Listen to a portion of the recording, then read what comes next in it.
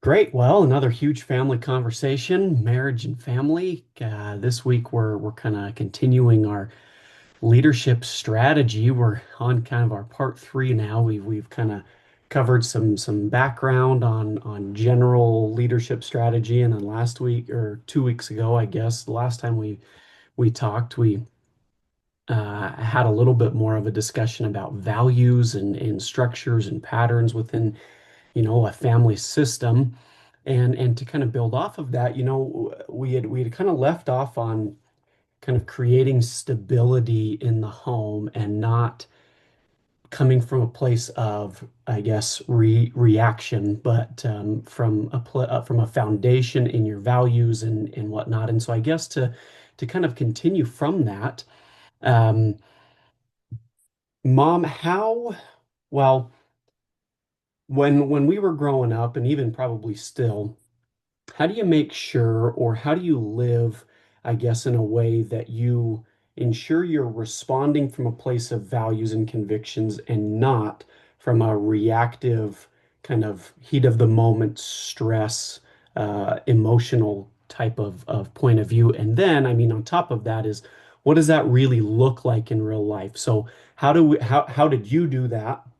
And then how could people really apply that for themselves or recognize the difference in those two things for themselves in their own family life?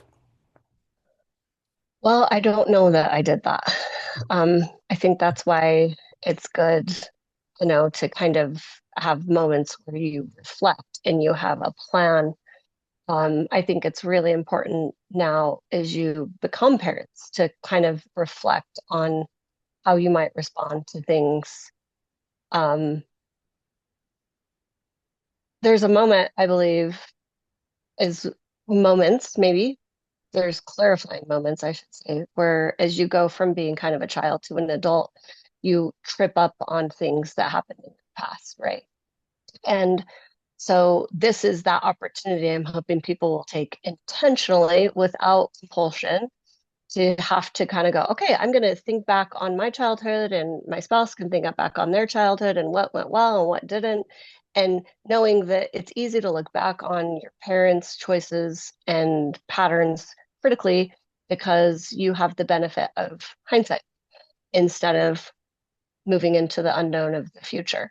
And so there's this idea of having a clear vision and then keeping in mind a lot of these ideas are about implementing and practicing versus perfection, right? And so evaluating your everyday responses to normal things and then having that clear mission. So then we talk about conviction rather than emotion.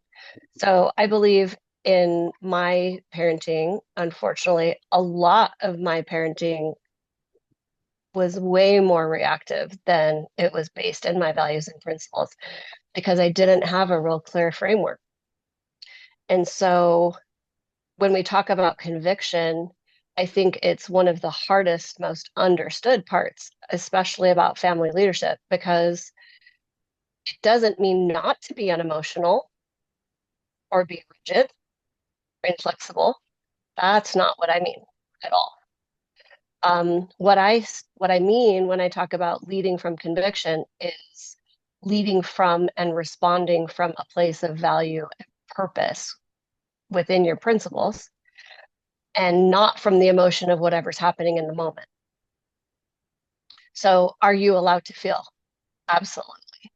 And maybe that requires a pause or some good questions to the other person, really trying to understand and be curious about their point of view versus making yourself heard and demanding certain things, respect or listening or whatever. And so emotion drives a decision often. And so we're trying to decide whether that is beneficial or less beneficial. And that's why I love, the emphasis on a husband and a wife because they have different strengths and not just because they're a man and a woman, but because personalities and temperaments and all that. So I think most families are led by conditions. right? You get in a car accident, well, all of a sudden now you got a problem. That's right. That's right. And there's a lot of problems potentially. And that can be really emotional for a lot of reasons. So now you need a new car, you need to make sure the person's okay, is insurance covering it, right? All of a sudden you have to start evaluating your situation as calmly as you can because there's sure a lot of emotions that can play in there. And so it can't be whatever the emotional weather is when you're talking about family leadership. And I feel like myself, kids, man, kids make you tired, right? Unfortunately, your tongue gets sharp. We get anxious because we worry. The entire home feels unstable, even for parents, not just for kids. Like there's just a lot of unpredictability that happens in life. And so if there's stress at work, the kids are fighting or someone's sick, the kids end up paying that price. And so because of that, it feels inconsistent and unpredictable. And safety is unpredictable. And so the emotional climate is volatile at that point because the family leadership isn't, there's no structure, right? How do we realign? If there's not a communication plan, if there's not principles and values that are driving us, then there's just a lot of conflict. And so then, like I said, the emotional weather of the day reigns. So back to your point, how do parents do this? Well, they have to sit down and have a conversation. So this is who we are, even on the hard days. This is how I'm going to react or act when I'm overwhelmed. You got to make those decisions ahead of time. And so now is the time for self-reflection. Now. And so then you go, okay, well, what principles do matter? What are our values? I don't know, right? For me, I wanted clarity. I wanted honesty. I wanted integrity. I wanted respect. I wanted love. I wanted safety. I wanted care, uh, service, all of those kinds of things that we've talked about before. So let me ask you a question, if you don't mind. Yeah. Um, if you were to look at yourself, why would you think most parents would lead from like stress, fatigue, frustration instead of a principal? Like for you, it's easy, right? Because you don't have a child in the home yet. But why would you see that as being the case? Um, well, and I guess even though I don't have a kid, I think that that's the principle itself of coming from a place of value, a value-based system versus a reactionary, not having, as you're kind of talking about, a principle-based kind of background. I think it's one, I think to your point, most people never think about it. Most people have never even considered the notion that the way that they're acting is a problem, probably because their parents showed them the same type of example. That would probably be my first inclination, which is, I think, a lot of why a lot of people would need a lot of grace in these things is because if they've never, you always say it, and I think I've said it before, you don't know what you don't know. If you don't know how your behaving is bad, then you Lack of can't. self-awareness. Exactly. Right. But I would also say, because truthfully, I think it's easier. It's a lot easier to lack self-control than it is to have to grow and have to change and have to swallow your pride more often than not. And that's something that's kind of a common thread we've had through a few of these conversations is that pride is almost always the biggest I would say, barrier that kind of keeps us from becoming something better or growing through some of the difficulties and struggles. But I'm sure that there's lots of reasons, but I would mostly lean on those two, meaning they've never been shown a good example, or they probably they have a good example, they know how they should be acting, but it's a lot, it's difficult to change. It's difficult to not not be, if you will, to some degree like the majority. The majority of people are going to act emotionally. And I think kind of with both of those and to your point that you kind of left off with, and this can kind of segue and we can kind of, you can kind of add on to this, but everything you're talking about has, and I've said this before, has everything to do with communication. And I remember that being something that you as kids would kind of harp on us all the time. Your tone matters, right? The way that your body language matters. The words that you choose matters. And that was kind of something that dad always harped on us for, like, well, what do you mean by that? And those two things I think kind of absolutely go in hand. If you're not saying the right words with the right expression of your voice on top of your physical reaction to those things, then you're sending messages that people are picking up on that it isn't allowing for effective communication. If you get all three of those things aligned and in a positive, forward thinking kind of alignment, then positive change can occur and happen. But I think as you've kind of said, those, well, as I've kind of said, I guess it's really difficult to do and it takes a lot of work to do, and I don't know that most people are willing to do it.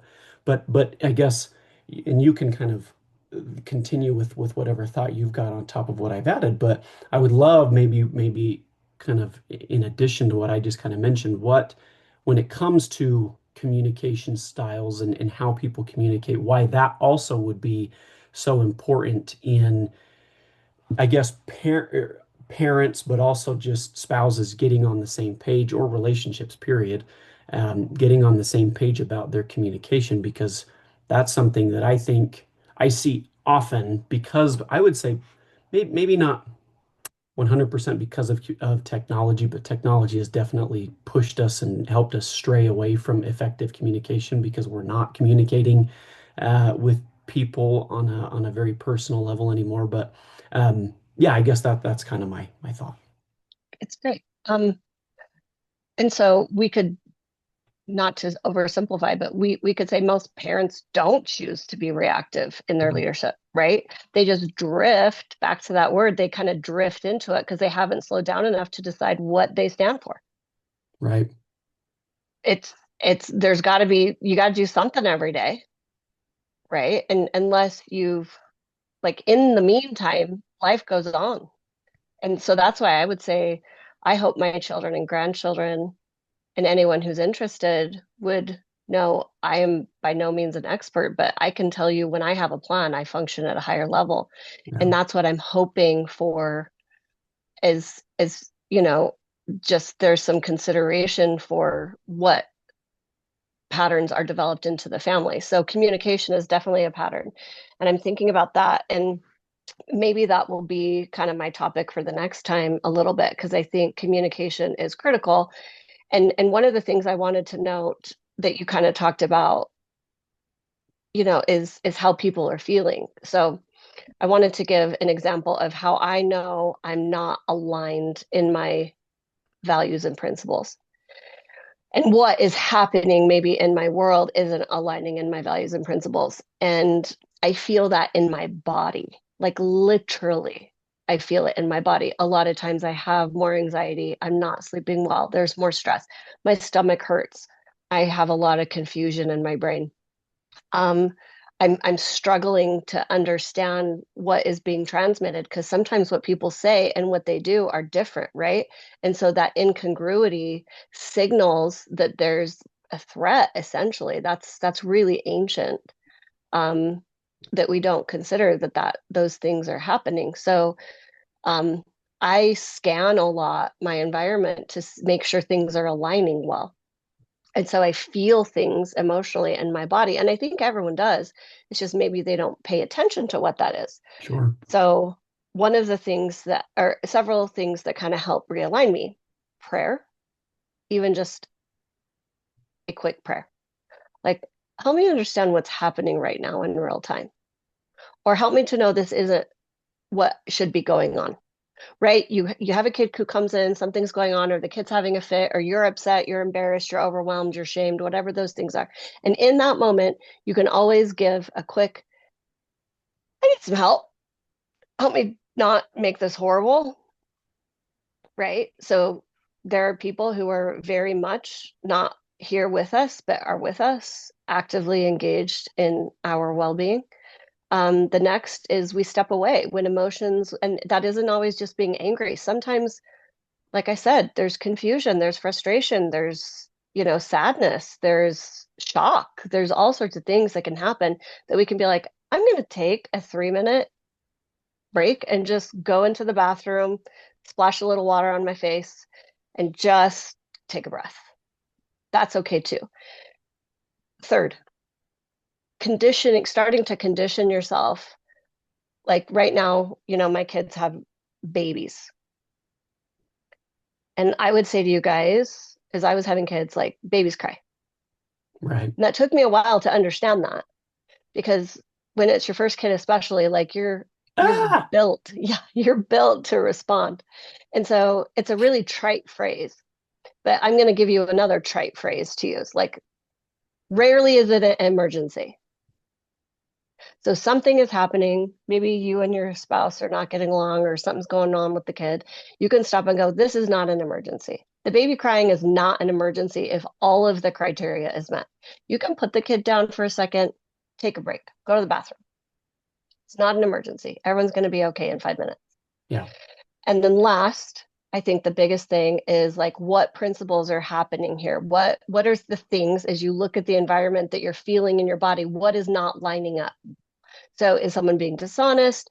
Do you feel like you're, you've been like what principle is being violated or not met? What value is or need under value isn't being accomplished? And so back to your point that you kind of said, like I would say choosing your tone before you speak words, finding clarity, not rigidity, anger, punishment, and then don't abandon the situation just because it's overwhelming. Like stay with the standard of no, we are for working things out. We are for telling the truth. We are for taking care of our responsibilities. We're for whatever that. And so it's okay if there's a mood happening, but that's not the thing that's the most important that's going on, right? Because you get teenagers and they're gonna pop attitude for everything because that's just who they are. And so you got to just realize, nah, that's just gonna go on. And you just have to, nope, we still get our chores done every day. And so that's kind of a lot. So the bottom line is you're going to have things that come into your environment. And I just wanted to give a few ways I like to kind of find clarity in my life, praying, stepping away, realizing it's going to be okay. We don't have to fix it right now. And then trying to figure out where I am misaligned with my principles or value, and then writing myself physically in my body so I don't have to be so reactive. Um, I guess moving on to the next thing that kind of comes back to what my fourth point is parent unity matters. And so from a parent's perspective, when we're united in kind of how we respond to these different things, like how we talk to each other, how decisions are made, what our shared vision is. And we don't have to have this place where the kids are feeling unsafe, this lack of predictability that often happens in a home where they come home from school and they're kind of scanning for safety and they don't know if mom's mad. They don't know if dad's going to come home from work and have a bad day and then he's going to yell at the kids. You know, if mom and dad are fighting, who makes dinner? Like or who takes me to practice? Or do I get to go? Or if I'm not practicing, okay, so who asked me how my day was as a kid? Who makes sure I'm okay? Because that's the parent's job. And so when parents have those kinds of things aligned, and I definitely want to talk about communication next time, then the kids can relax. Yeah. They can come home and kind of slough off all the things that happened in their world. Now, if you're homeschooling, that might be a little different. Sure. Um, but there's different things for things like that, and I can't speak to that as much because I haven't done that. But the other thing you want to kind of make sure when we talk about parent unity is that the rules are consistent between parents. So one of the things, like one parent will feel like they have to be more of the bad guy, Yeah. and the other parent will be a little more in the world of behavioral psychology, it's called permissive. And and when that happens, often the parents will end up against each other because the kids kind of work that between the parents. Well, dad lets me stay out and I don't have to have a curfew, but mom makes me have a curfew. Or dad doesn't let us eat whenever we want, but mom says we can eat whenever we want, right? And so there's this kind of conflict that starts breeding in the home because the parents can't get on the same page about the rules. And so it's really important to privately discuss and align and present to the other as in a marriage, in a parent dynamic, what you kind of want. And some things you might have to be like one of the things for us was like we wanted our kids to eat in the kitchen. There's a lot of rules for that. Now, when dad and I weren't home, you guys did whatever you wanted. And we weren't dumb. We knew that. And often it was because there were wrappers in the couch. Let's be real. What? Yeah. Like, my kids are amazing and brilliant and stuff, but they Except when didn't they're not. roll. Yeah. So those are just things, right, to kind of think about. Kids get manipulative. It's just how they are. It's not that they're bad kids, it's just how they are. And so the parenting really is the issue right there, not the kids. The way the parents have decided to kind of unify. It needs to be something like, you can trust us, we're clear, we lead together. Um, there's very secure attachment in that, right? If mom says we can't eat in the kitchen, dad says we can't eat in the kitchen. And if you're not in the kitchen and you're eating, then dad's like, hey, bud, the rule is we eat in the kitchen. And that's all it is. It's not a big fight because the kids won't fight back, or the kids won't fight as much if the parents are together on it. Right. There's just no place to go. Um, so one of the things I wanted to kind of clarify with the parenting style is clarity, not confusion, what we're looking for.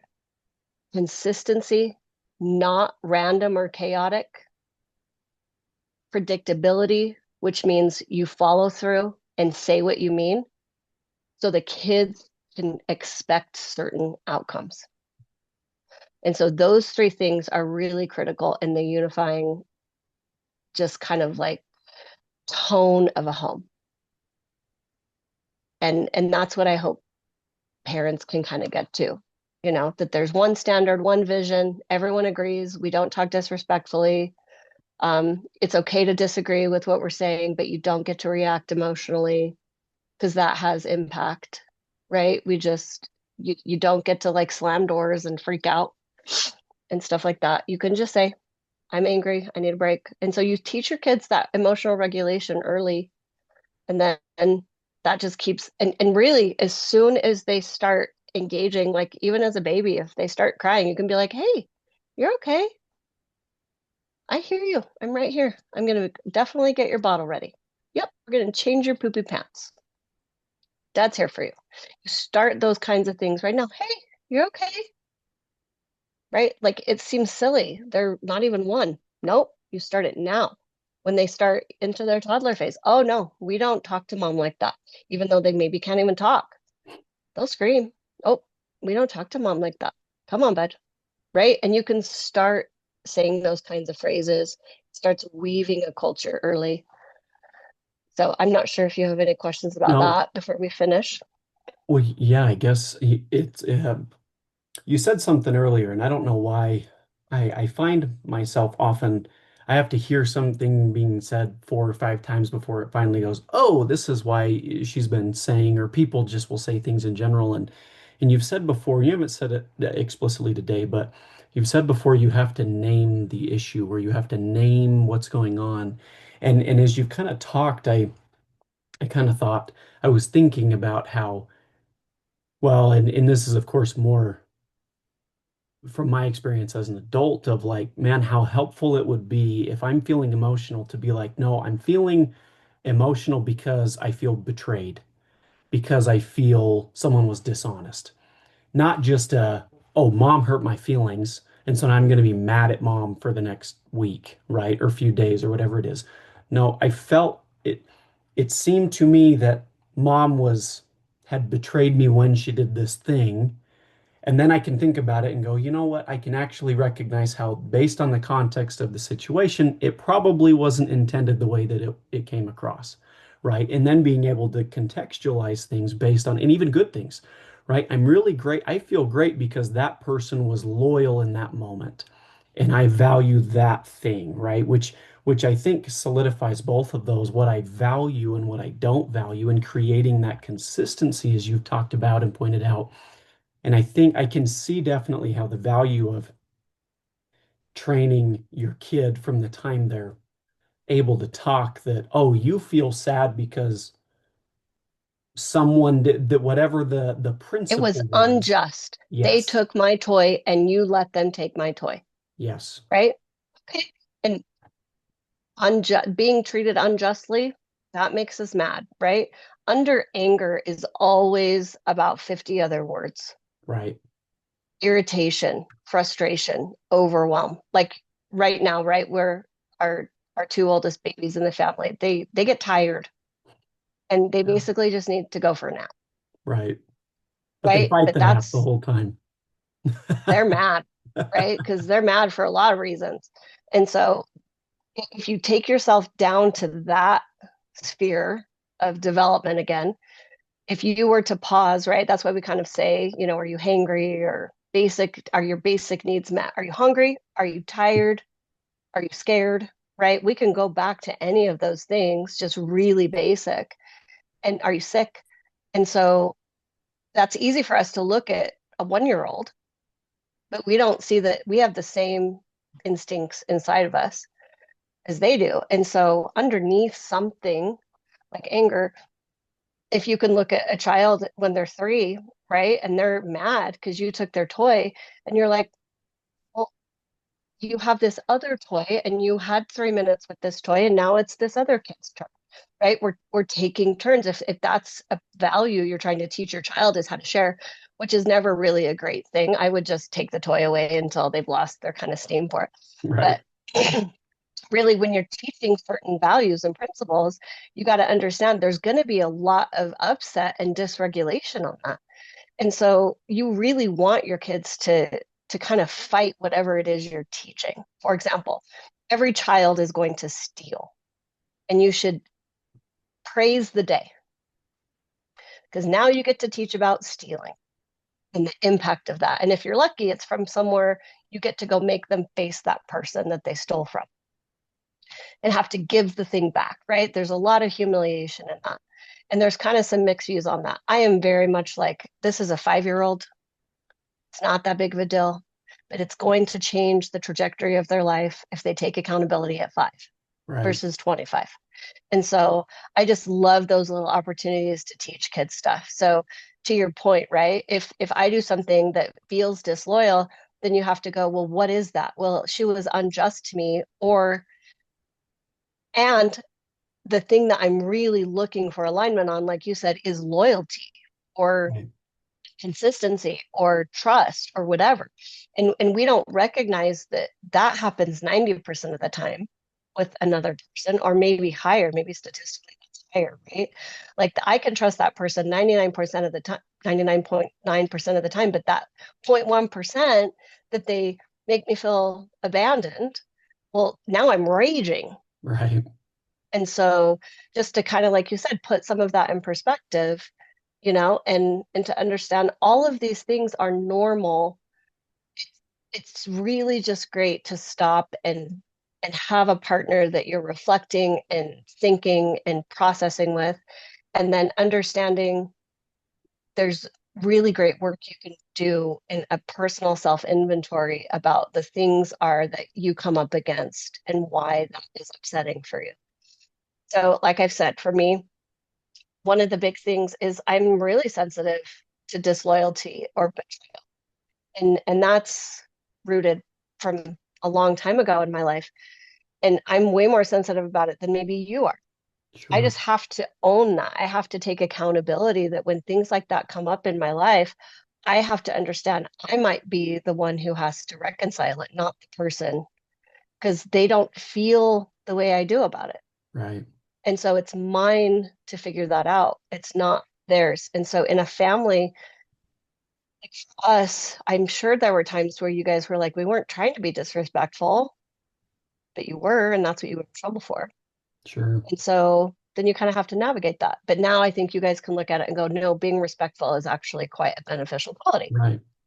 right? And I would And add so, to that, even though still like within respect, there's a bunch of different words that would help refine what delineate what the real problem was, not just you were disrespectful, right? That's kind of as you said with anger, right? I'm angry. It's like, okay, well, let's actually find out what's causing this emotion to bubble up because then you can start to root out what the causes were of those things and then to your point originally be able to self-regulate and see okay when these types of things happen I notice I feel this particular thing because they did this and now I need to be better at recognizing those things and either preventing it or just addressing it on the spot because I think a lot of it too to your point originally like it's hard because people aren't taught to do this. People, I mean, right.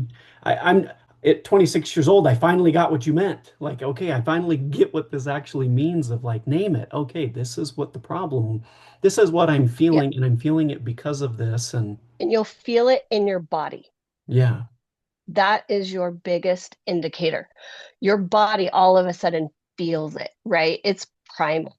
And it might not be anger, it might be just, I'm sick, my stomach hurts, or my head right. hurts, there's confusion, right? As soon as you step into any of those things, you're in a survival place. And so listen to your body, and then you can really stop and kind of just try and reflect on what it is that you're feeling. Um, okay, my heart is pounding. I'm having a hard time catching my breath. I'm wanting to erupt, right? That's what happens a lot with kids is you're just all of a sudden you're like, knock it off, right? And that's Sure. not them, Right. that's you. And so acknowledging why am I just all of a sudden blowing my Exploding. top? Yeah. Yeah. And so that's the moment. If we could all just get really intuitive with what our body is trying to manifest and that comes out of us, we would do a lot better at getting to the heart of the matter sooner, right? But another coping strategy is avoidance. Yeah. Um, and it's not a great coping strategy either, even though it creates often less impact in the moment. But there's different consequences for avoidance. And so I would say the best thing to do is acknowledge that, okay, there's something going on right now. I need to take a break and then unravel that for yourself and then come back and try and figure that out, whether that's with the child or with your partner before you talk to a child, et cetera, however that goes. That's part of communication too. Yeah. Um, and so I'd like to finish off with, this idea of if we're talking about family vision and we're talking about all these different ways of kind of creating a scaffolding for a life, like what that looks like. And I would love to see people checking in like 15 to 30 minutes a day. And Jordan Peterson says this thing where he says 90. And I've told you, I think 90 is a lot. But if you were to just kind of check in about how things are going with each other one day in a week, like on Thursdays for 30 minutes, I think that would be great.